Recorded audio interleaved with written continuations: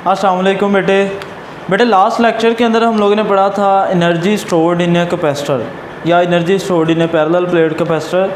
आज हमारा इस चैप्टर नंबर 12 का लास्ट आर्टिकल है और कैपेसिटर के जो 5-6 लेक्चर थे उस सीरीज़ का भी लास्ट लेक्चर है हमारा, जो कि है हमारे पास charging and discharging of a capacitor, जो आर्टिकल नंबर है आप लोगों का 12.17। बेटे charging and discharging of capacitor के दो और नाम भी हैं।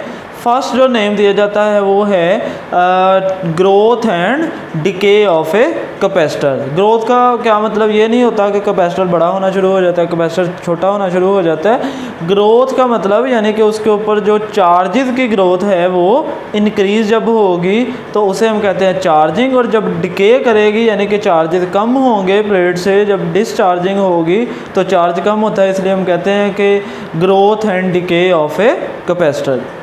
अब पिछले जितने भी लेक्चर्स हम लोगों ने कैपेसिटर के देखे, हमने कहा कि ये दो पैरेलल प्लेट्स हैं, इन दोनों प्लेट्स के साथ जो है सेल लगा दिया, बैटरी लगा दी, इलेक्ट्रॉन यहाँ से निकले और दूसरी प्लेट पे चले गए, चार्ज आ गया, ऐसे हो गया, चार्ज हम करते रहे कैपेसिटर को।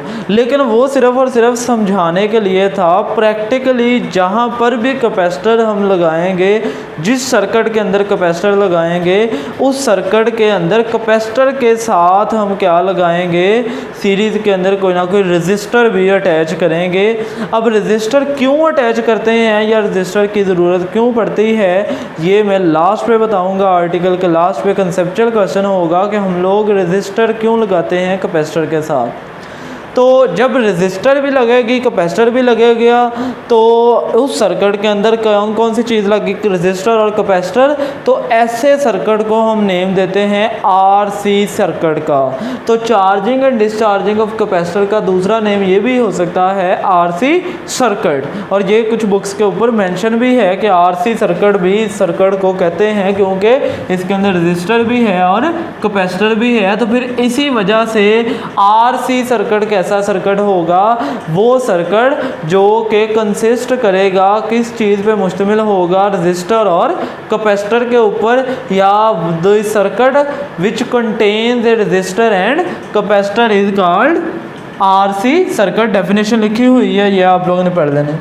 अब चार्जिंग और डिस्चार्जिंग ऑफ कैपेसिटर्स को स्टडी करने से पहले बेटे एक जो हमने रिलेशन भी और एक जो है हमने कांस्टेंट स्टडी करना है वो है टाइम कांस्टेंट। तो फर्स्ट इसका रिलेशन चेक कर लेते हैं। बहुत इंपॉर्टेंट शॉर्ट क्वेश्चन है, बहुत इंपॉर्टेंट जो है ये एमसीक्यू है, कई दफ़ा बोर्ड के एग्जाम्स के अंदर आ चुका है कि prove that R C is equal to T. ये एमसीक्यूज भी हो सकता है कि आर सी किसके इक्वल है, तो और ये प्रूव भी आ सकता है, छोटा सा प्रूव है। तो हम लोग क्या करेंगे, हमने करना क्या है जी, आर सी यानी कि रेजिस्टर इनटू कैपेसिटर, इन दोनों का प्रोडक्ट जो है वो कहता है किसके इक्वल होता है, टाइम के। तो हम लोग क्या करेंगे जी, लेफ्ट हैंड साइड ले ली हमने R C. Resistor according to Ohm law हमें पता है रेजिस्टेंस किसके इक्वल होती है जी, वी ओवर आई। तो हम लोग V ओवर आई रेजिस्टेंस की वैल्यू पुट कर देंगे। कैपेसिटेंस, कैपेसिटर की इक्वेशन हमने पढ़ी जो कि पढ़ी थी Q is equal to C V, तो C किसके इक्वल होगा, Q ओवर V के। तो हमारे पास यहाँ से ये जो V है ये इस V से कट गया, तो हमारे पास बाकी क्या बचा, Q ओवर I। तो Q ओवर I जो है बेटे हम लोग पढ़ चुके हैं, करंट का formula I is equal to होता है Q ओवर T के। तो याद यहाँ से Q की वैल्यू निकाल लो, Q की वैल्यू क्या आएगी, I इंटू टी, वो ऊपर पुट कर दोगे तो I से कट गया। या सिंपल T की वैल्यू निकाल लो, T इधर आ जाएगा, I डिनोमिनेटर में चला जाएगा तो T आएगा Q ओवर I के। तो ये Q ओवर I ही है, इसकी जगह हम लिख सकते हैं टाइम। तो product of R and C यानी कि product of resistor and capacitor, जो रेजिस्टेंस एंड कैपेसिटेंस है वो किसके इक्वल आएगा, टी के इक्वल आएगा। ये छोटा सा प्रूफ जो है ये आप लोगों ने देख लेना है। अब ये आर सी क्वांटिटी जो है वो है क्या, इसको क्या नेम दिया जाता है कैपेसिटर सर्किट के अंदर, और इसको किससे डिनोट किया जाता है, इसकी डेफिनेशन क्या है या क्या क्या डेफिनेशंस बन सकती हैं, वो सारा कुछ हम इस लेक्चर के अंदर देखेंगे। तो फर्स्ट सिंपल आरसी किसे कहते हैं बेटे, इसके लिए नेम दिया गया है क्योंकि ये किसके इक्वल आ रहा था, टाइम के। तो इस product of resistance and capacitance in a simple RC circuit, इन दोनों के प्रोडक्ट को क्या कहेंगे हम लोग, टाइम कांस्टेंट का नेम दिया गया है। और ये टाइम कांस्टेंट जो है इसको डिनोट किया जाता है इस सिंबल से, जो कि सिंबल जो है टार के लिए भी हम लोग यूज़ करते रहे हैं, लेकिन आरसी सर्किट के अंदर ये टार्क नहीं है बल्कि ये टाओ है। इसका नेम जो है वो क्या है, टाओ है। अगर किसी को टाओ मुश्किल लगता है तो इसको ताओ भी कहा जा सकता है। ताया अबू का नाम रख लें, ताओ है ये, तो इसको हम लोग टाओ जो है वो इसका बेसिक नेम है। ये तो जो था मजाक था। अब ये जो टाओ है वो आरसी के इक्वल लाजमी नहीं कि हर टाइम ही आरसी के इक्वल, यानी कि किसी भी आरसी सर्किट के अंदर जो रेजिस्टेंस की वैल्यू होगी, जो कैपेसिटर की कैपेसिटेंस की वैल्यू होगी, इन दोनों का प्रोडक्ट हर दफ़ा टाओ के इक्वल नहीं होता, या टाओ हर दफ़ा इक्वल नहीं होता रेजिस्टेंस और कैपेसिटेंस के मल्टीप्लिकेशन के। ये सिंपल आरसी सर्किट के लिए है, सिर्फ और सिर्फ सिंपल आरसी या सिंपलेस्ट आरसी सर्किट जिसके अंदर एक कैपेसिटर हो, एक ही रेजिस्टेंस हो। अगर ज़्यादा रेजिस्टेंसेस ऐड हो जाएंगी, जो कि आप ग्रेजुएशन के अंदर पढ़ोगे, तो फिर यहाँ पर हमारी एक रेजिस्टेंस नहीं बल्कि इक्वलेंट रेजिस्टेंसेस आती हैं। इसके अलावा जो चार्जिंग इक्वेशन अभी हम पढ़ेंगे उसमें भी चेंज आता है, क्योंकि उसमें भी टाइम कांस्टेंट जो है वो यूज़ होगा। तो ये सिर्फ सिंपल सर्किट या सिंपलेस्ट सर्किट की बात कर रहे हैं कि टाउ जो है वो किसके इक्वल होगा, RC, product of resistance and capacitance of a capacitor. तो इसी से हम टाइम कांस्टेंट की एक बेसिक डेफिनेशन जो है वो अंडरस्टैंड कर लेते हैं। ये सिर्फ समझाने के लिए है, जो एक्चुअल डेफिनेशन है वो हम नेक्स्ट पढ़ेंगे कि चार्जिंग, जब चार्जिंग ऑफ कैपेसिटर होती है तब टाइम कांस्टेंट किसके इक्वल होगा। डिसचार्जिंग ऑफ कैपेसिटर के अंदर भी इसकी एक डेफिनेशन बनेगी, तो आपको जो सूट करे उन दोनों में से वो आप याद कर लीजिएगा। तो या जो बुक के ऊपर लिखी है वो याद कर लीजिएगा। तो इसी रिलेशन से हम क्या डेफिनेशन लिख सकते हैं, इन सिंपल आरसी सर्किट, जो बेसिक आरसी सर्किट होगा, रजिस्टर कैपेसिटर सर्किट होगा, उसके अंदर product of values of resistance and capacitance is called time constant. के ये एक बेसिक सर्किट है, ये बेसिक कैपेसिटर का चार्जिंग या डिस्चार्जिंग सर्किट है। इसके अंदर जो रेजिस्टेंस की वैल्यू होगी उसको कैपेसिटेंस से मल्टीप्लाई करें तो हमारे पास क्या आ जाएगा, टाइम कांस्टेंट की वैल्यू आ जाएगी। तो नेक्स्ट जो है हमारे पास, जैसे ये प्रूव है कि R C is equal to T है, इन्हीं तीनों क्वांटिटीज़ के रेजिस्टेंस के, कैपेसिटेंस के और टाइम के जो है यूनिट अगर हम लोग ले लें, रेजिस्टेंस का यूनिट ओहम, कैपेसिटेंस का यूनिट फैरड, टाइम का यूनिट सेकंड, तो फिर कहता है कि प्रूव करें कि ओहम फैरड इक्वल है किसके, सेकंड के। तो सिंपल हम क्या करेंगे, अगेन लेफ्ट हैंड साइड लेंगे। अब जो हमारी ओहम है वो किसका यूनिट है, वो हमें पता है जी रेजिस्टेंस का यूनिट है। तो रेजिस्टेंस किसके इक्वल होती है, potential divided by current, V over I। यानी पोटेंशियल का यूनिट क्या है हमें पता है, वोल्ट है, करंट का यूनिट क्या है, एम्पेयर है, तो वही लिखा हुआ है वोल्ट पर एम्पेयर। अब ये फैरड किसका यूनिट है, कैपेसिटेंस का यूनिट है। तो कैपेसिटेंस हमें पता है Q ओवर V के, यानी कि चार्ज पर यूनिट वोल्ट या कूलम पर वोल्ट आएगा। तो चार्ज का यूनिट जो है वो क्या है, कूलम है। तो वोल्टेज का यूनिट क्या है जी, वोल्ट। तो हमारे पास यहाँ पे वोल्ट और वोल्ट कट जाएंगे, तो हमारे पास क्या रिलेशन आया, कूलम पर एम्पेयर। तो कूलम पर एम्पेयर ही हमने लिखा हुआ है। अब अगेन हमें पता है कि करंट किसके इक्वल होता है, कूलम पर, अगर यूनिट की बात करें तो एम्पेयर किसके इक्वल होगा, कूलम पर सेकंड के। तो अगर यहाँ से टी के लिए रिलेशन निकालें तो क्या आता है, Q ओवर I, यानी कि सेकंड इक्वल है किसके, कूलम पर एम्पेयर के। तो इसी कूलम पर एम्पेयर की जगह हम लोग लिख दिया सेकंड। तो ये दोनों प्रूफ जो हैं ये बहुत इंपॉर्टेंट है। ये वाला प्रूफ बहुत ज़्यादा आया है MCQs में और शॉर्ट क्वेश्चन के अंदर। तो ये है बेटा basic idea time constant in RC circuit. तो अब हम लोग नेक्स्ट देखते हैं कि चार्जिंग ऑफ कैपेसिटर क्या है, कैपेसिटर कैसे चार्ज होता है। चार्ज जो कैपेसिटर की प्लेट्स के ऊपर आएगा वो किसी भी टाइम, किसी भी पर्टिकुलर टाइम या इंस्टेंटेनियस वैल्यू ऑफ टाइम पे क्या वैल्यू होगी चार्ज की, ये और करंट जो हमारा चार्ज Q है जो डिपॉजिट होगा कैपेसिटर की प्लेट के ऊपर, और टाइम के साथ उसका ग्राफ कैसा बनता है, उसका रिलेशन क्या डायरेक्ट रिलेशन है, क्या उसके स्क्वायर के इक्वल है, क्या उसके क्यूब के साथ रिलेशन है उसका। तो ये चीज़ें अब हम लोग देखते हैं। जी बेटे, अब हम लोग देखने जा रहे हैं कि चार्जिंग ऑफ कैपेसिटर या growth of charges on capacitor.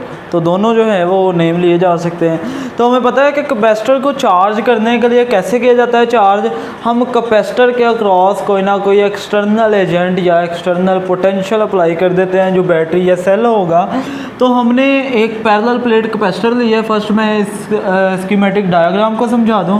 Parallel plate capacitor है, उसके साथ सीरीज़ के अंदर एक रेजिस्टर अटैच है, यानी कि हमारे पास एक आरसी सर्किट है, उसके साथ हमने V वोल्ट की जो बैटरी है वो अटैच की हुई है। इसका पोटेंशियल जो है वो कितना है जी, V। अब हमारे पास ये एक स्विच है S, ये वाला। अब दो टर्मिनल जो हैं A और B। A टर्मिनल जो है वो चार्जिंग ऑफ कैपेसिटर के लिए यूज़ करेंगे और B टर्मिनल जो है वो डिस्चार्जिंग ऑफ कैपेसिटर के लिए यूज़ करेंगे। ये वही स्कीमेटिक डायग्राम है जो कि आप लोगों के पास बुक के ऊपर बनी हुई है। तो अब चार्ज करना है तो हमें इस पैरेलल प्लेट कैपेसिटर के अक्रॉस पोटेंशियल अप्लाई करना पड़ेगा। तो हम क्या करेंगे कि ये स्विच जो है ये इस A टर्मिनल के साथ अटैच कर देंगे। तो अब ये जो बैटरी है, ये पोटेंशियल जो है ये कनेक्ट हो गया है किसके साथ, इस पैरेलल प्लेट कैपेसिटर के साथ, जिसकी कैपेसिटेंस C है। अब मैकेनिज़्म वही जो पुराना हम लोग देखते आए हैं कि क्या होगा, ये पॉजिटिव टर्मिनल जो है इस प्लेट में से क्या करेगा, इलेक्ट्रॉन्स को अट्रैक्ट करना शुरू कर देगा। क्या करेगा, इलेक्ट्रॉन्स को अट्रैक्ट करना शुरू कर देगा। यहाँ से इलेक्ट्रॉन निकलते हुए इस सेल में से जाके कहाँ पे आ जाएगा, इस दूसरी प्लेट के ऊपर। यहाँ पर भी नेगेटिव चार्ज आ जाएगा और यहाँ पर एक पॉजिटिव चार्ज हमारे पास आ जाएगा। अब ये जो चार्जेस का फ्लो है उसे हम क्या कहते हैं, उसे हम करंट कहते हैं। तो इसका मतलब है कि इस सर्किट के अंदर कोई ना कोई करंट फ्लो कर रहा है, लेकिन याद रखें कि वो करंट जो है वो कैपेसिटर के अंदर से नहीं फ्लो कर रहा। अगर कोई क्वेश्चन ये पूछता है कि कैपेसिटर के अंदर से क्या करंट फ्लो करता है, तो कैपेसिटर के अंदर से कभी भी करंट फ्लो नहीं करता। क्यों नहीं करंट करता, कि इन दोनों प्लेट्स के दरमियान होता है डाइलेक्ट्रिक, और डाइलेक्ट्रिक की कंडीशन एक हमने पढ़ी थी कि वो क्या होते हैं, वो इंसुलेटर्स होते हैं, वो इंसुलेटर की तरह बिहेव करते हैं, अपने अंदर से करंट फ्लो नहीं होने देते। अगर उसका जो हमने डाइलेक्ट्रिक ब्रेकडाउन एक टर्म डिस्कस की थी उससे नीचे पोटेंशियल हम अप्लाई करें तो अब करंट फिर कैसे फ्लो कर रहा है। करंट सिंपली हमारा जो करंट है यहाँ पर वो इस इलेक्ट्रॉन जो है वो यहाँ से, यानी कि यहाँ से इस प्लेट से अट्रैक्ट हुआ है। यहाँ पे ये एक इलेक्ट्रॉन है, ये किस तरफ मूव करेगा, इस तरफ मूव करेगा। यहाँ पर आ गया ये है इलेक्ट्रॉन, किस तरफ, इस तरफ, फिर इस तरफ, फिर इस तरफ, फिर इस तरफ, और ये जो है इस प्लेट के ऊपर चला गया। अब ये तो है इलेक्ट्रॉन का फ्लो इस सर्किट के अंदर, इलेक्ट्रॉन का फ्लो इस पॉजिटिवली चार्ज्ड प्लेट से नेगेटिवली चार्ज प्लेट तक। इसके बाद ये फर्स्ट जब इलेक्ट्रॉन आया उसके बाद सेकंड इलेक्ट्रॉन जो है वो भी आएगा। तो हमारे पास इस प्लेट के ऊपर क्या हो जाएगा, एक और पॉजिटिव चार्ज आ जाएगा, इसके ऊपर एक और नेगेटिव चार्ज आ जाएगा, सो ऑन, ऐसे इसके ऊपर एक और पॉजिटिव चार्ज और इसके ऊपर एक और नेगेटिव चार्ज। तो बेटे फ्लो ऑफ चार्जेस क्या होता है, करंट होता है। अब इलेक्ट्रॉन कैसे फ्लो कर रहा है, पॉजिटिव चार्जेस वाली प्लेट से नेगेटिव चार्ज वाली प्लेट की तरफ। तो हमारी जो करंट की डायरेक्शन होगी वो कैसी होगी, हमारा जो चार्जिंग करंट होगा वो कुछ इस तरह से फ्लो करेगा, यानी कि क्लॉकवाइज डायरेक्शन के अंदर फ्लो करेगा। और यहाँ से ये ऐसे और फिर यहाँ से ये ऐसे। इसके अंदर ये देखें, यहाँ पे मैंने कोई एरो हेड नहीं बनाया। कैपेसिटर के अंदर से कोई भी करंट फ्लो नहीं करता, ये याद रखना है। और ये जो करंट मैंने जिसकी डायरेक्शन शो की है, ये कौन सा है जी? इसको हम लोग स्मॉल आई या कैपिटल आई जो भी नोटेशन देना चाहें, इसको आई सी, यानी कि ये कौन सा करंट है? ये चार्जिंग करंट है। ये क्या कर रहा है? कैपेसिटर को चार्ज कर रहा है। कैपेसिटर को क्या कर रहा है जी? चार्ज कर रहा है। इसलिए इसको क्या कह दिया कि चार्जिंग करंट है ये, जो जिसकी वजह से हमारी प्लेट्स के ऊपर चार्ज आ गया है। अब बेटे हमने पिछले आर्टिकल के अंदर भी डिस्कस किया था कि जब यहाँ से पहला इलेक्ट्रॉन निकलेगा, एक इलेक्ट्रॉन यहाँ पे आ गया, यहाँ पे पॉजिटिव चार्ज आ गया। जब दूसरा इलेक्ट्रॉन, ये जो सेल है, ये इसको अट्रैक्ट करेगा और क्या करेगा जी? ये यहाँ पे लेके आएगा। जब ये इधर से रिमूव करवाएगा तो ये पॉजिटिव चार्ज उससे नेगेटिवली चार्जड इलेक्ट्रॉन को क्या करेगा? हमने पढ़ा अट्रैक्ट करेगा। अच्छा, उधर से फोर्स लगा के वर्क डन करके उसने निकाल लिया। जब उसने नेगेटिव प्लेट की तरफ जाके भेजा तो उधर एक नेगेटिव चार्ज पहले से मौजूद है, वो इसको क्या करेगा? रिपेल करेगा। तो वहाँ पर फोर्स ऑफ रिपल्शन हमने देखी कि वहाँ पे फोर्स ऑफ रिपल्शन होगी, लेकिन बैटरी ने धक्का धक्का लगा के वर्क डन करके वहाँ पर दूसरा इलेक्ट्रॉन भी डिपॉजिट करवा दिया। अब तीसरे इलेक्ट्रॉन को इस पॉजिटिवली चार्ज प्लेट से निकालने के लिए ज़्यादा वर्क डन करना पड़ेगा। जब वर्क डन ज़्यादा करना पड़ेगा, यानी कि इसको कोई ना कोई फोर्स खींच रही होगी इलेक्ट्रॉन को, ये पॉजिटिव चार्जेस, दो पॉजिटिव चार्जेस तीसरे निकलने वाले इलेक्ट्रॉन का क्या कर रहे होंगे? अट्रैक्ट कर रहे होंगे। तो थोड़ा सा टाइम ज़्यादा लगेगा वहाँ से रिमूव होते हुए, और इधर आके चूँकि दो नेगेटिव चार्ज पहले मौजूद हो गए इस थर्ड वन के लिए, तो वो इसको रिपेल करेंगे। वहाँ पर भी टाइम थोड़ा सा चार्ज को डिपॉजिट होने के लिए पिछले टाइम की निस्बत ज़्यादा लगेगा। तो चार्जेस का जो रिलेशन है टाइम के साथ, या चार्ज जो डिपॉजिट हो रहा है कैपेसिटर की प्लेट के ऊपर, वो हमने चेक करना है कि क्या वो टाइम के साथ डायरेक्ट रिलेशन है। और इसका ग्राफ देखेंगे कि क्या अगर वो स्ट्रेट लाइन बन रही हुई तो फिर तो हम कहेंगे कि डायरेक्ट रिलेशन है। जैसे जैसे टाइम बढ़ता जा रहा है, चार्जेस की वैल्यू भी कैपेसिटर की प्लेट्स के ऊपर वैसे ही बढ़ती जा रही है। लेकिन आप फिजिकली देख सकते हैं कि जितना यहाँ पर चार्ज बढ़ता जाएगा, उतनी force of attraction in positive charges की इलेक्ट्रॉन के साथ, और उतनी नेगेटिव चार्जेस की फोर्स ऑफ रिपल्शन उस इलेक्ट्रॉन के साथ क्या होती जाएगी? इंक्रीज होती जाएगी। तो हर कमिंग चार्ज, जो भी आने वाला चार्ज होगा, जो आने वाला चार्ज है, उसको ज़्यादा फोर्स ऑफ अट्रैक्शन और ज़्यादा फोर्स ऑफ रिपल्शन फील करने पड़ेगी इस पॉजिटिव चार्ज और इस नेगेटिव चार्ज की वजह से। किसकी निस्बत? उससे पहले आने वाले इलेक्ट्रॉन की निस्बत। तो इस वजह से टाइम जो है अगले चार्ज को डिपॉजिट करवाने के लिए ज़्यादा लगेगा। हम लोग इसका रिलेशन डिस्कस करेंगे कि कितना ज़्यादा लगेगा, या वो कैसे रिलेट करता है charge on capacitor charge on plates of capacitor और टाइम का क्या रिलेशन है। तो आपने ये जो मैकेनिज्म देखा, इससे एक चीज़ अंडरस्टैंड कर ली कि चार्ज करने के लिए, कैपेसिटर को चार्ज करने के लिए हमें कोई ना कोई टाइम रिक्वायर्ड है। चार्जेस जो हैं वो एक ही दफ़ा कैपेसिटर की प्लेट्स के ऊपर डिपॉजिट नहीं हो जाते, या कैपेसिटर जो है वो इमीडिएटली चार्ज नहीं होता। फर्स्ट पॉइंट आपने याद रखना है कि capacitor is not charged immediately, बल्कि इसको कोई ना कोई टाइम चाहिए, चाहे वो मिली सेकेंड्स के अंदर हो, चाहे वो नैनो सेकेंड्स के अंदर हो। होता बहुत थोड़ा है। आप कैपेसिटर लें, आप एक दफ़ा जो है उसको अटैच करेंगे पावर सप्लाई के साथ, उसी time in millisecond, in nanosecond capacitor charge हो जाता है। लेकिन चाहे जितना मर्ज़ी थोड़ा टाइम हो, लेकिन हम उसको छोड़ नहीं सकते, हम लोग उसको निगलेक्ट नहीं कर सकते चार्जिंग या डिस्चार्जिंग के दौरान। अब नेक्स्ट वही पॉइंट कि charges build up gradually to equilibrium value, के चार्जेस जो हैं वो एक ही दफ़ा डिपॉजिट नहीं हो जाते, बल्कि जो है आहिस्ता आहिस्ता से चार्ज डिपॉजिट हो रहा है। अब यहाँ पे एक टर्म आई है इक्विलिब्रियम वैल्यू, यानी कि चार्ज की इक्विलिब्रियम वैल्यू या maximum charge on plates of capacitor, उसको हम डिनोट करते हैं जी Q0 से, और इधर हमारे पास होगा -Q0 चार्ज।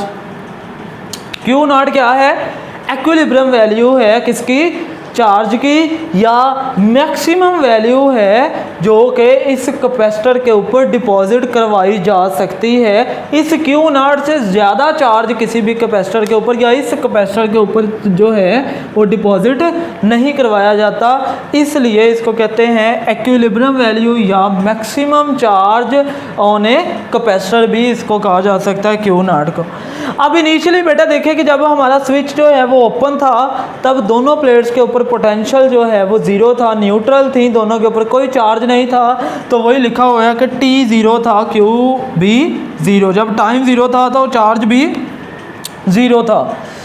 अब हमारे जो कैपेसिटर के लिए हमने कहा कि टाइम लगेगा, अब वो टाइम किस पे डिपेंड करेगा बेटा, वो जो टाइम है वो डिपेंड करेगा किसके ऊपर, इस रजिस्टर की रेजिस्टेंस के ऊपर और इस कैपेसिटर की कैपेसिटेंस के ऊपर। इन दोनों वैल्यूज़ के ऊपर डिपेंड करेगा हमारा time to charge a capacitor या डिस्चार्जिंग ऑफ ए कैपेसिटर, के कितना टाइम कोई कैपेसिटर लेगा चार्ज होने के लिए या कितना टाइम लेगा डिस्चार्ज होने के लिए, वो किस पे डिपेंड करता है, टाइम इस रेजिस्टेंस पे और इस कैपेसिटेंस पे।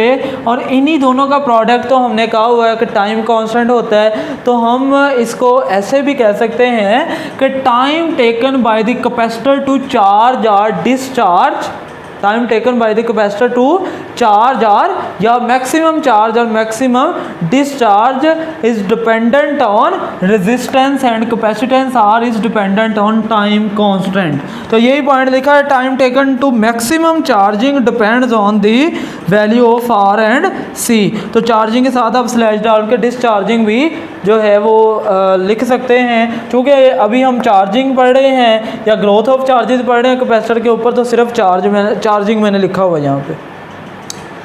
अब ये तो हमने कहा कि T ज़ीरो था तो चार्ज जो है वो ज़ीरो हो गया। जब कैपेसिटर हमने कहा कि फुली चार्ज हो गया या मैक्सिमम अपना चार्ज हो गया तो फिर चार्ज की वैल्यू होगी क्यू नॉट।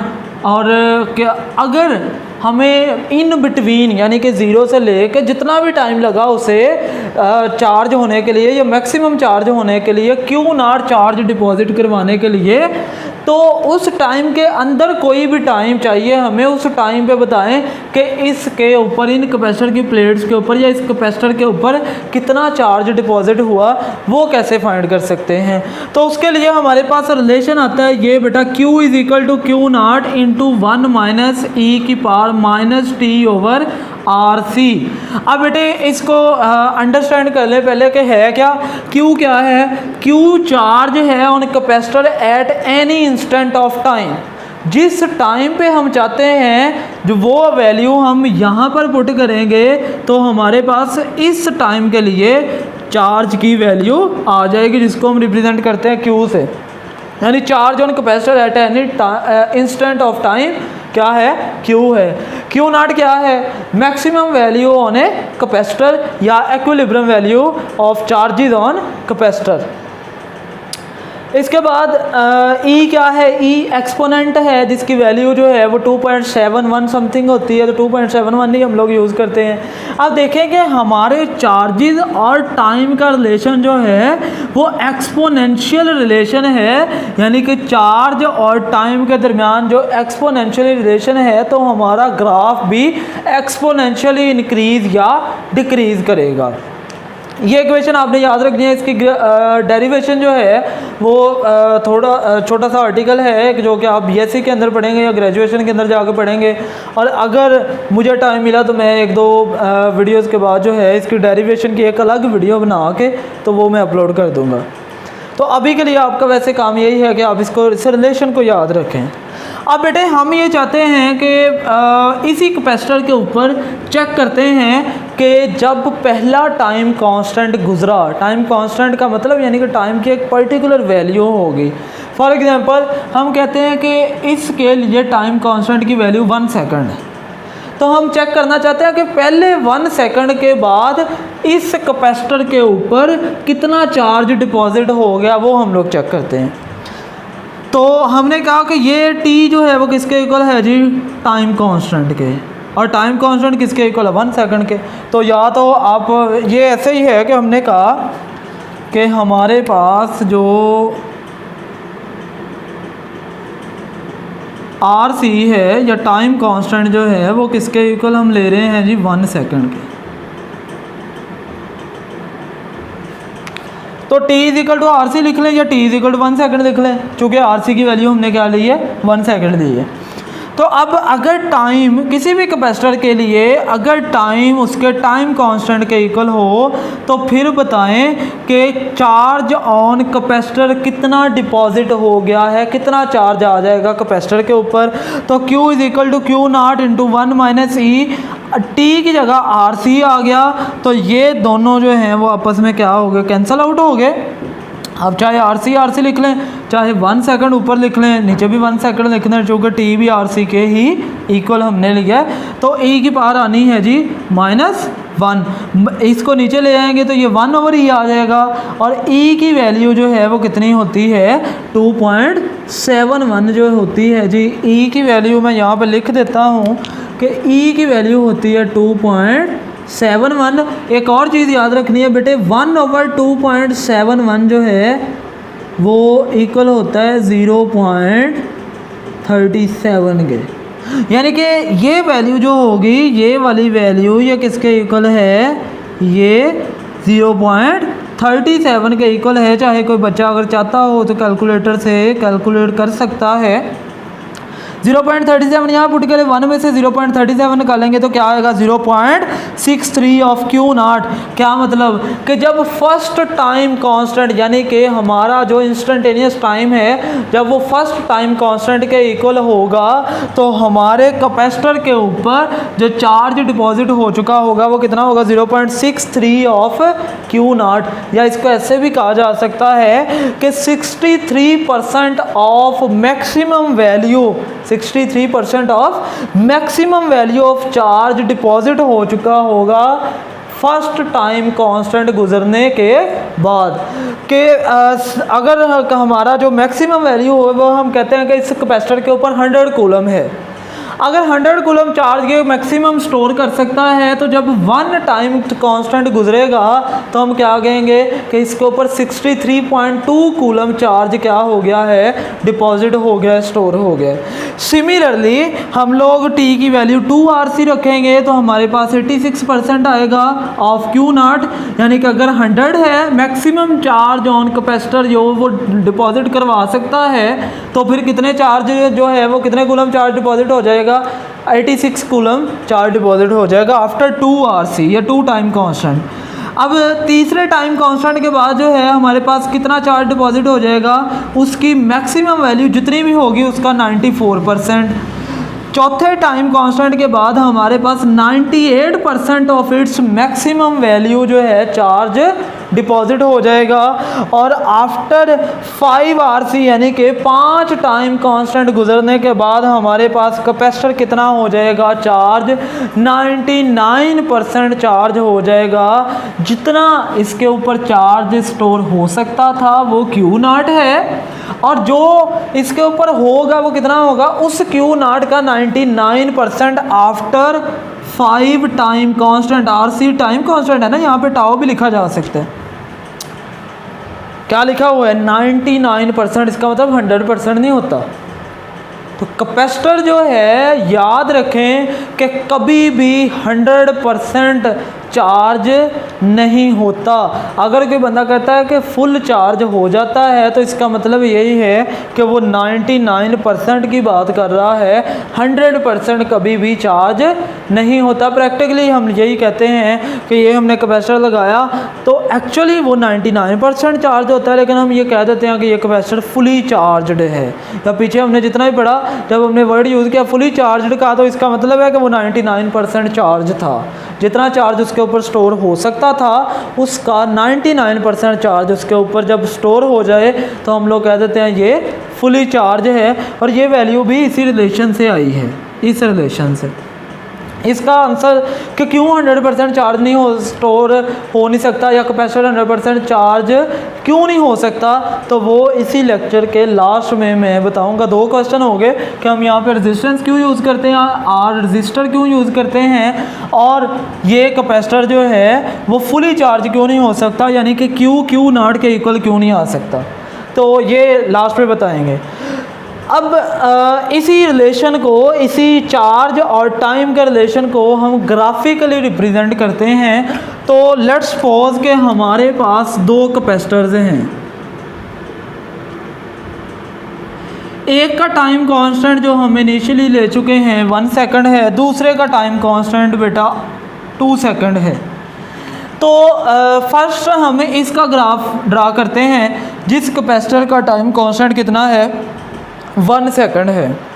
अब क्या होगा, जब फर्स्ट टाइम कांस्टेंट गुजरेगा कितने परसेंट चार्ज स्टोर हो गया 63%, यानी कि हमारी ये वैल्यू तकरीबन, यानी कि कैपेसिटर इतना चार्ज हो चुका होगा 0 वैल्यू से यहाँ तक। इसके बाद हमारा जब 2 टाइम कांस्टेंट यानी कि सेकंड टाइम कांस्टेंट हमारा गुजरेगा तो हमारा कैपेसिटर जो है वो 86% हमने पढ़ा कि वो चार्ज हो चुका होगा। उसके बाद ये 94% चार्ज हो चुका होगा। उसके बाद चौथे टाइम कांस्टेंट के बाद ये 98%, और उसके बाद हमारा मैक्सिमम चार्ज जो होगा या मैक्सिमम कैपेसिटर जब चार्ज हो जाएगा 5 RC के ऊपर, तो वो हमारा कितना था जी, वो था हमारा 99%। तो ये हमारा ग्राफ ऐसे ही चलता जाएगा, ये कभी भी इस लाइन को टच नहीं करेगा। क्यों नहीं टच करेगा, क्योंकि ये लाइन है उसकी इक्विलिब्रियम या मैक्सिमम कैपेसिटर की जो चार्ज स्टोरिंग कैपेसिटी है वो है हमारे पास क्यू नॉट। ये लाइन किसको शो कर रही है, क्यू नॉट को। यहाँ पर जो वैल्यू है, यहाँ पर जो वैल्यू है वो क्या है, वो क्यू नॉट है। तो 100% कभी भी चार्ज नहीं आ सकता कैपेसिटर के ऊपर, या कैपेसिटर 100% कभी भी चार्ज नहीं हो सकता। अच्छा, ये तो आ गया जब RC 1 सेकंड था। अब अगर हमारे पास जो इसके लिए, अच्छा 5 पॉइंट लगा दे, ठीक है। अगर हमारा टाइम कांस्टेंट कहते हैं किसी कैपेसिटर का 2 सेकंड है, फिर बताएं जी कितना होगा स्टोर, यानी कि पहले इतना रीजन यानी कि इतनी 1 RC था यहाँ से लेके यहाँ तक। अब RC की वैल्यू कितनी है, अब हमारे पास यहाँ तक RC की वैल्यू है, यानी कि अब जो कैपेसिटर हमने लिया है उसके टाइम कांस्टेंट की वैल्यू इस रेड लाइन वाले कैपेसिटर से क्या है, ज़्यादा है। हमें पता चल रहा है इसका टाइम कांस्टेंट 2 सेकंड है, इसका 1 सेकंड है। जब ज़्यादा है तो हमने यही पढ़ा है कि एक टाइम कांस्टेंट गुजरेगा तो हमारा कैपेसिटर कितना चार्ज हो जाएगा 63%। उसके बाद जब सेकंड टाइम कांस्टेंट गुजरेगा, सेकंड टाइम कांस्टेंट क्या मतलब, पहला टाइम कांस्टेंट 2 सेकंड है तो सेकंड टाइम कांस्टेंट 4 सेकंड। जब कैपेसिटर हमारा 4 सेकंड तक हमारा टाइम गुजर जाएगा तो फिर हमारे पास कैपेसिटर कितना चार्ज हो गया 86%। इसके बाद थर्ड टाइम कांस्टेंट यानी कि 6 सेकंड जब गुजरेंगे तो हमारा कितना चार्ज हो जाएगा जी कैपेसिटर, तकरीबन 94% चार्ज हो जाएगा स्टोर कैपेसिटर के ऊपर, या कैपेसिटर 94% चार्ज हो जाएगा। इसको मैं शो कर रहा हूँ ब्लू से। ये नेक्स्ट सो होने से चलता रहे। अब ये ग्राफ किसके लिए है, फॉर लार्ज RC जो बुक के ऊपर बना हुआ है, और ये ग्राफ किसके लिए है, फॉर स्मॉल RC यानी कि स्मॉल टाइम कांस्टेंट।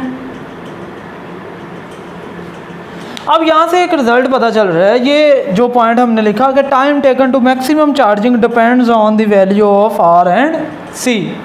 तो चूँकि इस रिलेशन के अंदर टाइम कांस्टेंट आता है तो इसी पे डिपेंड करेगी। अब कैसे डिपेंड करेगी, इस कैपेसिटर को पहले देखें कि जब हमारे 5 टाइम कांस्टेंट गुजर चुके, यानी कि ये पहला टाइम कांस्टेंट, दूसरा, तीसरा, चौथा, पांचवा, यानी कि 5 सेकंड के बाद ये कैपेसिटर क्या हो जाएगा, मैक्सिमम चार्ज हो जाएगा या 99% चार्ज हो जाएगा। लेकिन अगला दूसरा कैपेसिटर है जिसका टाइम कांस्टेंट है 2 सेकंड, वो कितनी देर बाद 99% जो है वो क्या होगा, चार्ज होगा। ऑब्वियसली 10 सेकंड के बाद ये, क्योंकि 5 टाइम कांस्टेंट गुजरेंगे तो जाके 99% होगा चार्ज हर कैपेसिटर। तो जिस कैपेसिटर का टाइम कांस्टेंट, जिस आरसी सर्किट का टाइम कांस्टेंट ज़्यादा होगा, उसका चार्जिंग टाइम जो है वो क्या होगा, ज़्यादा होगा। इसको ऐसे भी कहा जा सकता है कि जिसका टाइम कांस्टेंट, जिस कैपेसिटर का बेटा टाइम कांस्टेंट कम होगा वो जल्दी चार्ज होगा। डिस्चार्जिंग का भी नेक्स्ट देखेंगे। अभी आप ये याद रखेंगे चार्ज कितने कौन जल्दी होगा, जिसका टाइम कांस्टेंट कम होगा। दो कैपेसिटर हैं, दोनों में से जिसका टाइम कांस्टेंट कम होगा वो चार्ज जल्दी जो वो कैपेसिटर जल्दी फुल चार्ज या मैक्सिमम चार्ज हो जाएगा, जो कि होगा 99%। और दूसरा कैपेसिटर जिसका टाइम कांस्टेंट ज़्यादा होगा वो उसकी निस्बत स्लो चार्ज होगा, वो इसकी निस्बत ज़्यादा टाइम लेगा अब मैक्सिमम चार्ज होने के लिए। तो ये था बेटा चार्जिंग का कॉन्सेप्ट। चार्जिंग के लिए जो ग्राफ उन्होंने शो करवाया हुआ है कि लार्ज आरसी के लिए कैसे ग्राफ बना, स्मॉल आरसी के लिए कैसे ग्राफ बना, तो वो मैंने बताया है। तो अब एक चीज़ आप लोग नोट करें कि अगर लार्ज आरसी हो तो हमारा ग्राफ जो है वो दूर चला जाता है, किससे, इस वर्टिकल एक्सिस से या इस चार्जेस वाले एक्सिस से। यहाँ पे देखें कि ये फासला जो है ये थोड़ा, ये फासला जो है ये ज़्यादा, यहाँ पे देख लें, किसी भी पॉइंट पे देख लें, ये फासला इसी पॉइंट पे अगर देखेंगे तो ये फासला जो है ये इतना है, इसका इतना ज़्यादा है। किसी भी पॉइंट के ऊपर जिसका टाइम कांस्टेंट छोटा होगा वो कैसे होगा जी, वो जल्दी चार्ज हो जाएगा। और हमारे पास जो ग्राफ होगा वो भी चार्ज से दूर होगा, यानी कि सॉरी चार्ज वाले वर्टिकल एक्सिस से करीब होगा। लार्ज आरसी का उसी पॉइंट के ऊपर थोड़ा सा दूर बनेगा। तो ये ग्राफ के अंदर भी डिफरेंसेस हैं। ऐसे ही अगर आपको कोई ग्राफ दे दिया जाता है कि ये है जी QT ग्राफ किसी भी कैपेसिटर का, बताएं किसका टाइम कांस्टेंट ज़्यादा है, तो अंडरस्टूड है जो कोई भी पॉइंट ले लें, किसी भी पॉइंट पे जिसका फासला इस वर्टिकल एक्सिस से ज़्यादा होगा वो उसका टाइम कांस्टेंट ज़्यादा होगा, जिसका फासला कम होगा उसका टाइम कांस्टेंट भी कम होगा। तो ये था बेटा चार्जिंग ऑफ कैपेसिटर का बेसिक जो हमारे पास आइडिया था या जो भी इसका कंसेप्ट था वो मैंने आपको दिया। अब इसी कंसेप्ट को लेके हम लोग चलेंगे डिस्चार्जिंग ऑफ कैपेसिटर की तरफ, और इसी ऐसे ही हमारे पास आएगी एक इक्वेशन, उससे हम लोग वैल्यू निकालेंगे फर्स्ट आरसी के लिए, सेकंड, थर्ड, फोर्थ, फिफ्थ के लिए। फिर हम सिमिलर वे के अंदर डिस्चार्जिंग ऑफ कैपेसिटर का ग्राफ ड्रा करेंगे। तो डिस्चार्जिंग आप लोगों को इंशाल्लाह थोड़े टाइम के अंदर ही इंशाल्लाह अच्छे से समझ आ जाएगी। अब हम लोग देखते हैं डिस्चार्जिंग ऑफ कैपेसिटर। जी बेटे, अब हम लोग देखते हैं कि डिस्चार्जिंग ऑफ कैपेसिटर जो है वो कैसे है। अब इसी कैपेसिटर को हमने फुल चार्ज कर लिया, जो Q0 उसकी इक्विलिब्रियम वैल्यू थी या मैक्सिमम वैल्यू थी, जितनी भी वो स्टोर कर सकता था चार्ज वो स्टोर कर ली उसने। यानी हम कह सकते हैं कि अप्रॉक्सीमेटली ये कैपेसिटर फुली चार्जड है। अब हमने कनेक्शन एस जो स्विच था उसका ख़त्म कर दिया बैटरी के साथ, और आप लोगों को पिछले लेक्चर के अंदर मैं ये भी बता चुका हूँ कि जैसे कैपेसिटर फुली चार्ज हो जाता है, यानी कि इन बैटरी के दोनों के दरमियान पोटेंशियल डिफरेंस जो डेल्टा V है वो जब इक्वल हो जाएगा इस बैटरी के पोटेंशियल के, तो ऑटोमेटिकली जो चार्जेस का फ्लो है वो क्या हो जाता है, रुक जाता है। तो हम लोगों ने भी जब कैपेसिटर फुल चार्ज हो गया, स्विच जो है उसका कनेक्शन A टर्मिनल से जो है वो कट कर दिया, और अब हम लोग इसकी डिस्चार्जिंग चेक करना चाहते हो तो हम लोग B टर्मिनल यानी कि इन दोनों प्लेट्स को आपस में मिला देंगे। अब क्या होगा, जो इलेक्ट्रॉन पहले चार्जिंग के दौरान इस प्लेट से हमने उठा के या सेल ने या बैटरी ने उठा के इस प्लेट के ऊपर रखे थे, अब यही नेगेटिव चार्जेस, लेट्स सपोज के ये नेगेटिव चार्जेस हैं और ये पॉजिटिव चार्जेस, इधर लो पोटेंशियल है इधर हाई पोटेंशियल है, तो इलेक्ट्रॉन जो हैं वो क्या करेंगे कि वो हमारे लो पोटेंशियल से किस तरफ आएंगे, हाई पोटेंशियल की तरफ मूव करना शुरू कर देंगे। तो इलेक्ट्रॉन हमारा जो कैसे मूव करेगा, क्लॉकवाइज मूव करेगा। तो हमारी करंट की डिस्चार्जिंग करंट की डायरेक्शन इस दफ़ा जो होगी ड्यूरिंग डिस्चार्जिंग वो कैसी होगी, वो एंटी क्लॉकवाइज होगी। हमारे पास ये है आईडी या डिस्चार्जिंग करंट। अब यहाँ से पहला इलेक्ट्रॉन गया, इधर जाके उसने इसको पहले पॉजिटिव चार्ज को न्यूट्रल कर दिया, दूसरा गया न्यूट्रल कर दिया, तीसरा गया न्यूट्रल कर दिया, सो ऑन। ऐसे चार्जेस तमाम जो हैं आहिस्ता आहिस्ता क्या होते जाएंगे, कम होते जाएंगे। और जब चार्जेस यहाँ पे कम होते जाएंगे तो फ्लो ऑफ चार्ज भी क्या होता जाएगा, कम होता जाएगा। बेटा ये याद रखिएगा, ये आप ग्रेजुएशन के अंदर जाके पढ़ेंगे। जब फ्लो ऑफ चार्ज कम हो रहा है इसका मतलब करंट कम हो रहा है। कैपेसिटर के अंदर ड्यूरिंग चार्जिंग या डिस्चार्जिंग ऑलवेज करंट जो है वो कम होता है। चार्जिंग के दौरान चार्जेस बढ़ रहे होते हैं, लेकिन यहाँ पर जो है फोर्स ऑफ रिपल्शन होती है, यहाँ पे फोर्स ऑफ अट्रैक्शन होती है। तो करंट किसे कहते हैं, चार्ज पर यूनिट टाइम। तो टाइम हमने देखा कि थोड़े पहले जब था, पहले हमारे पास जब कोई चार्ज मौजूद नहीं था ड्यूरिंग चार्जिंग वाला बता रहा हूँ कि जब प्लेट्स जो हैं वो न्यूट्रल थी, तो क्योंकि कोई चार्ज नहीं था, चार्ज बड़ी तेज़ी के साथ आगे की तरफ मूव किए। जब आगे चार्जेस उन्हें दिखे, इन पॉजिटिव चार्जेस ने इलेक्ट्रॉन्स को अट्रैक्ट किया, इन्होंने रिपेल किया, तो फिर टाइम के लिहाज से कम चार्ज डिपॉजिट होना शुरू हो गया, यानी कि rate of flow of charges क्या हो गया था, कम हो गया। तो करंट वहाँ पे भी कम हो गया। यहाँ पर जैसे जैसे चार्ज इलेक्ट्रॉन इधर से निकल के इधर आता जाएगा, पीछे इलेक्ट्रॉन जो है वो कम होते जाएंगे, नेगेटिव चार्ज कम होता जाएगा। जब नेगेटिव चार्ज कम होगा तो rate of flow of charges भी क्या होगा, कम होता जाएगा। तो करंट अगेन डिक्रीज करेगा। याद रखिएगा, चार्जिंग करें कैपेसिटर की चार्जिंग करें या डिस्चार्जिंग करें, ऑलवेज करंट जो है वो क्या होगा, डिक्रीज होगा।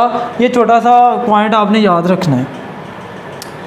अब डिस्चार्जिंग हम देख रहे हैं तो इलेक्ट्रॉन इस तरफ गए तो करंट जो कन्वेंशनल करंट है या डिस्चार्जिंग करंट है वो इस तरह फ्लो करेगा। अब डिस्चार्जिंग इक्वेशन बेटा हमारे पास आती है किसी भी टाइम t पे, पहले इसकी इनिशियल वैल्यू जब t 0 था, यानी कि ये कनेक्शन नहीं था और कैपेसिटर फुली चार्ज था, तो हम क्या कहेंगे, t किसके इक्वल था, Q किसके इक्वल था, 99% ऑफ Q0, या सिंपल हम ये भी कह सकते हैं कि Q0 चार्ज इसके ऊपर था, यानी कि मैक्सिमम चार्ज स्टोर कर लिया था कैपेसिटर ने। अब ऐसा ऐसा क्या हो रहा है, कम हो रहा है। तो किसी भी टाइम t के ऊपर हम लोग फाइंड कर सकते हैं इस इक्वेशन से charge remaining on the capacitor. पहले हमने फाइंड किया था चार्ज ऑन द कैपेसिटर, यानी कि जितना चार्ज उसके ऊपर डिपॉजिट हो गया था। अब हम वो चार्ज फाइंड करेंगे इस रिलेशन के साथ, किसी भी टाइम पे फाइंड कर सकते हैं कि कितना चार्ज इस कैपेसिटर पे बाकी रह गया है डिस्चार्जिंग होते हुए। तो बेटे Q इज इक्वल टू है Q0 E और उसकी पावर आ जाएगी -T/RC। तो ये रिलेशन है हमारे पास डिस्चार्जिंग इक्वेशन का। इस रिलेशन के अंदर अगर हम सिमिलरली जैसे चार्जिंग के लिए किया, T जो है वो टाइम कांस्टेंट के इक्वल रखेंगे, यहाँ पे टाइम कांस्टेंट, नीचे भी टाइम कांस्टेंट, दोनों कट गए। E इनवर्स 1/E आ गया और 1/E बताया हुआ है कि 0.37 के इक्वल होता है, तो वो लिख दिया। यानी कि T जब 1 कांस्टेंट होगा तो डिस्चार्जिंग के दौरान वो टाइम जब 37% ऑफ टोटल चार्ज रह जाएगा, तो उस टाइम को हम क्या कह सकते हैं, टाइम कांस्टेंट कह सकते हैं। यानी कि फर्स्ट टाइम कांस्टेंट गुजरने के बाद डिस्चार्जिंग के दौरान 37% of maximum value of charge क्या रह जाती है जी, 37% रह जाती है। जितना भी चार्ज पहले था, अगर 100 कूलम चार्ज पहले था कैपेसिटर के ऊपर, जब कैपेसिटर मैक्सिमम चार्ज था, तो टाइम कांस्टेंट गुजरने के बाद कितना चार्ज रह जाएगा, 37% या 37 कूलम रह जाएगा। अगर इसके ऊपर पहले जब मैक्सिमम चार्ज था 100 कूलम चार्ज था तो 37 कूलम चार्ज रह जाएगा, 67 कूलम क्या हो जाएगा, डिस्चार्ज वो जो है वो ख़त्म हो जाएगा, बाकी जो बचेगा वो 37% होगा। अब इसका ग्राफ देख लेते हैं। सिमिलरली हमने कंसीडर कर लिया कोई कैपेसिटर जिसका टाइम कांस्टेंट 1 सेकंड है, कोई कैपेसिटर जिसका टाइम कांस्टेंट 2 सेकंड है। तो फर्स्ट 1 सेकंड के अंदर हमने ये अभी फाइंड किया कि जब फर्स्ट टाइम कांस्टेंट गुजरेगा तो हमारे पास कितना चार्ज रह जाएगा, 37%। चार्ज पहले क्यू नॉट था, इसके ऊपर इनिशियली जो मैंने बता दिया कि जब कैपेसिटर फुल चार्ज था, क्या कितना चार्ज था क्यू नॉट, उसकी इक्विलिब्रियम वैल्यू या मैक्सिमम वैल्यू डिक्रीज होता जाएगा। तो जिसका टाइम कांस्टेंट 1 सेकंड है, आफ्टर 1 सेकंड उसके लिए कितनी वैल्यू आ जाएगी, 37% ऑफ क्यू नॉट। जिसका टाइम कांस्टेंट 2 सेकंड है तो उसका 2 सेकंड के बाद 37% रह जाएगा। तो यहाँ पे क्या दिखाई दे रहा है, जिसका 1 सेकंड है आफ्टर देखें 2 टाइम कांस्टेंट के बाद 37% रह जाएगा, 3 टाइम कांस्टेंट के लिए 5%, 4 टाइम कांस्टेंट के बाद 1.8% रह जाएगा इसके ऊपर चार्ज, और 5 टाइम कांस्टेंट्स के बाद कितना रह जाएगा, 0.6% या मैक्सिमम डिस्चार्ज हो जाएगा कैपेसिटर हमारा। और अगर जिसकी वैल्यू स्मॉल आर सी है, जिस कैपेसिटर के लिए टाइम कांस्टेंट की वैल्यू स्मॉल है, तो हमें पता चल जाएगा कि ये आफ्टर 5 सेकंड्स यहाँ पे आके क्या हो जाएगा, तकरीबन फुली डिस्चार्ज हो जाएगा या मैक्सिमम डिस्चार्ज हो जाएगा। लेकिन जिसका टाइम कांस्टेंट 2 सेकंड होगा, जाहिर सी बात है वो भी 5 टाइम कांस्टेंट्स के बाद यानी कि 10 सेकंड बाद फुली डिस्चार्ज होगा या मैक्सिमम डिस्चार्ज होगा। तो यहाँ पर भी वही चीज़ आ गई कि जिसका आरसी स्मॉलर होगा वो जल्दी कैपेसिटर डिस्चार्ज हो जाएगा, जिसका आरसी या टाइम कांस्टेंट लार्ज होगा वो देर से जो है वो डिस्चार्ज होगा। तो दोनों केसेस के अंदर जिसका आरसी या टाइम कांस्टेंट ज़्यादा होगा वो कैपेसिटर, याद रखिएगा, चार्ज भी लेट होगा और डिस्चार्ज भी लेट होगा। और जिसका आरसी या टाइम कांस्टेंट वो स्मॉलर होगा वो चार्ज भी जल्दी हो जाएगा और मैक्सिमम डिस्चार्ज भी जल्दी हो जाएगा as compare to the other capacitor जिसका टाइम कांस्टेंट ज़्यादा होगा। तो ये था चार्जिंग और डिस्चार्जिंग का कंसेप्ट। ये थे ग्राफ्स जो कि बुक्स के ऊपर बने हुए हैं, जहाँ पे कोई वैल्यू नहीं मेंशन की हुई, ये वाली वैल्यूज़ नहीं बताई हुई। तो आई होप कि आप लोगों को चार्जिंग और डिस्चार्जिंग ऑफ कैपेसिटर का जो है वो इंशाल्लाह अच्छे से आइडिया हो गया होगा। और आप जहाँ पर भी ग्रेजुएशन के अंदर भी जाएंगे, अगर आपको ये लेक्चर जो है ये अच्छे से समझ आ गया है, और मुझे यकीन है कि आप लोगों को समझ आ गया होगा जिस बच्चे ने फुल लेक्चर देखा होगा। लेक्चर थोड़ा सा लेंथी हो गया ज़्यादा, लेकिन इंशाल्लाह आप लोगों को जो है वो समझ भी आ गई होगी और कंसेप्ट क्लियर हो जाएगा। अब टाइम कांस्टेंट की डेफिनेशन जल्दी से देख लेते हैं, फिर जो 2 क्वेश्चन थे वो मैंने समझा देने आप लोगों को, और फिर लेक्चर जो है क्लोज करें। हमारा टाइम कांस्टेंट अगर डिस्चार्जिंग देखें तो जब टी जो है वो 1 टाइम कांस्टेंट के इक्वल था, कितना चार्ज रहेगा, 37%। और अगर हम पिछली इक्वेशन देखें जब चार्जिंग के दौरान जो हमने पढ़ी वो क्या थी, Q इज इक्वल टू, तब क्या रिलेशन आया, 0.63 Q नॉट, ये रिलेशन आया था। तो इसका क्या मतलब है, ये तब वैल्यू आई जब हमारे कैपेसिटर चार्ज हो रहा था, ये तब वैल्यू आई जब कैपेसिटर डिस्चार्ज हो रहा था, लेकिन दोनों के लिए टी जो है वो क्या था, 1 टाइम कांस्टेंट। तो हम कह सकते हैं कि वो टाइम जिस टाइम के अंदर कोई कैपेसिटर अपने ऊपर 63% of its maximum value charge deposit करवा लेगा इन चार्जिंग ऑफ कैपेसिटर, वो क्या होगा, टाइम कांस्टेंट के इक्वल होगा।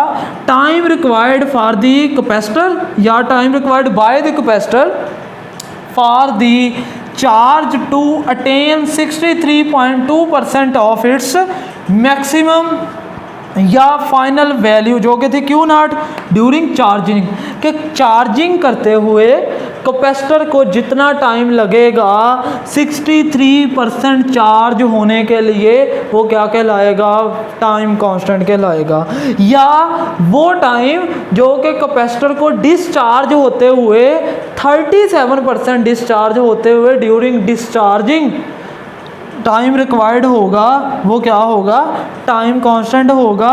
Time required for the charge to attain 37% of its maximum या इनिशियल वैल्यू ड्यूरिंग डिस्चार्जिंग, क्योंकि यहाँ पर चार्जिंग के दौरान फाइनल वैल्यू क्यू नॉट थी, यहाँ पर हमने अभी पढ़ा कि इनिशियल वैल्यू क्यू नॉट है। तो ये है टाइम कांस्टेंट्स की डेफिनेशन। ये आप लोगों ने इन दोनों डेफिनेशन में से कोई कर लेनी है या इसी से मिलती जुलती डेफिनेशन टेक्स्ट बुक के ऊपर या की बुक्स के ऊपर लिखी हुई है, वो यही डेफिनेशन है, सिर्फ वर्डिंग चेंज है। तो 63% या 0.63 of Q not charge deposit करवाने के लिए जितना टाइम लगेगा कैपेसिटर को, वो टाइम कांस्टेंट कहलाएगा। तो आप कोई भी वैल्यू कोई भी डेफिनेशन याद कर सकते हैं। अब रह गया हमारे कंसेप्चुअल क्वेश्चन, ये मैं रेज करने लगा हूँ। अगर किसी बच्चे ने नोट करने हो तो वो रिमाइंड करके जो है वो नोट कर सकता है। तो फर्स्ट क्वेश्चन था कि हमने रेजिस्टेंस क्यों लगाई, हमें रेजिस्टेंस की ज़रूरत क्यों पड़ी। तो बेटे हमने दो इक्वेशन पढ़ी, एक चार्जिंग ऑफ कैपेसिटर के लिए, एक डिस्चार्जिंग ऑफ कैपेसिटर के लिए। वो इक्वेशन आई कहाँ से, यानी कि Q के लिए रिलेशन आया कहाँ से, Q और जो T के दरमियान रिलेशन था वो रिलेशन आया कहाँ से है। तो बेटे वो याद रखें कि रिलेशन आया है करंट से। करंट किसके इक्वल होता है जी, ये मैं यहाँ पे लाइन लगा रहा हूँ। अब करंट किसके इक्वल होता है, I is equal to Q over T।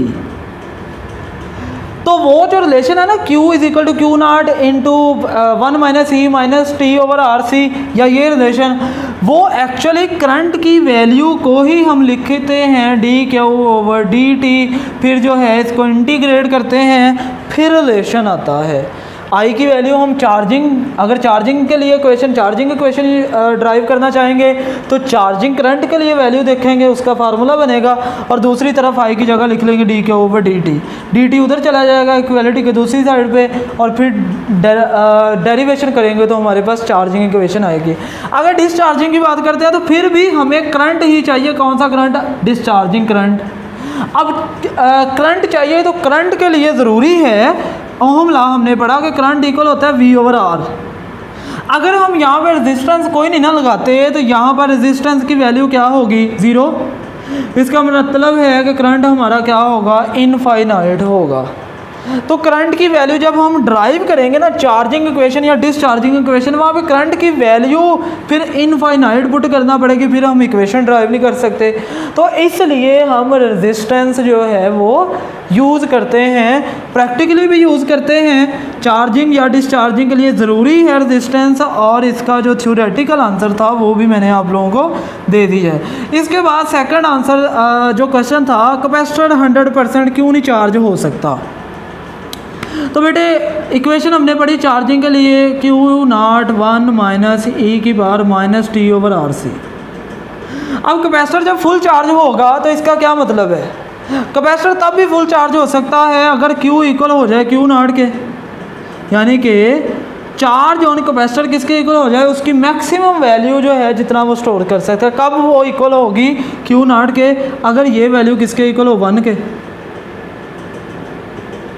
अगर ये 1 माइनस ई की power minus T over R C किसके इक्वल हो, 1 के, तो फिर कैपेसिटर के ये इस ब्रैकेट की वैल्यू क्या आएगी, 1।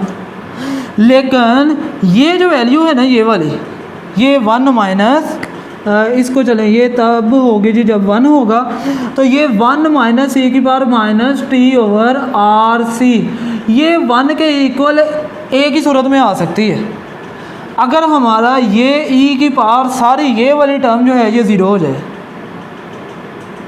और ये 0 भला कब होती है, अगर ये जो t है ये इनफाइनाइट हो, यानी कि अगर t इनफाइनाइट होगा तो हमारे पास t कितना होगा, इनफाइनाइट, तो e minus T over R C की वैल्यू क्या आती है, 0 आती है।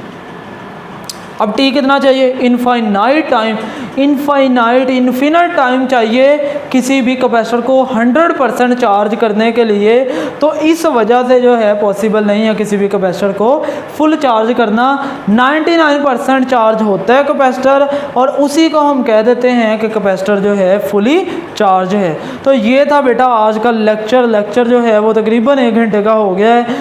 तो जिन बच्चों ने लेक्चर कंप्लीट देखा है उनका भी शुक्रिया, जिन लोगों ने कंप्लीट नहीं देखा अगर उन्हें फिर समझ नहीं आई तो वो जाके शुरू से देखना शुरू कर दें लेक्चर। आपका ये ग्रेजुएशन लेवल तक का चार्जिंग और डिस्चार्जिंग ऑफ कैपेसिटर जो है वो क्लियर हो गया है। और इंशाल्लाह आप जहाँ भी पढ़ेंगे ऐसे लिखा होगा, गलत नहीं बताया। पीछे कैपेसिटर के जितने और पीछे इस चैप्टर के जितने लेक्चर जो हैं हो गए हैं, 20 लेक्चर्स राउंड अबाउट हो चुके हैं, वो सारे के सारे आपके लिए बहुत हेल्पफुल होंगे। आप तमाम बच्चे जितने भी देख रहे हैं मेरे चैनल को सब्सक्राइब करें, दोस्तों के साथ शेयर करें। लेंथी लेक्चर देख के जो है वो घबराना नहीं है, नेक्स्ट लेक्चर्स भी लेंथी होंगे। तो अगर लेंथी हो जाए ज़्यादा लेक्चर तो स्किप ना किया करें बल्कि सारा देखा करें ताकि आप लोगों को समझ आ जाए। थैंक यू सो मच, अल्लाह हाफिज़।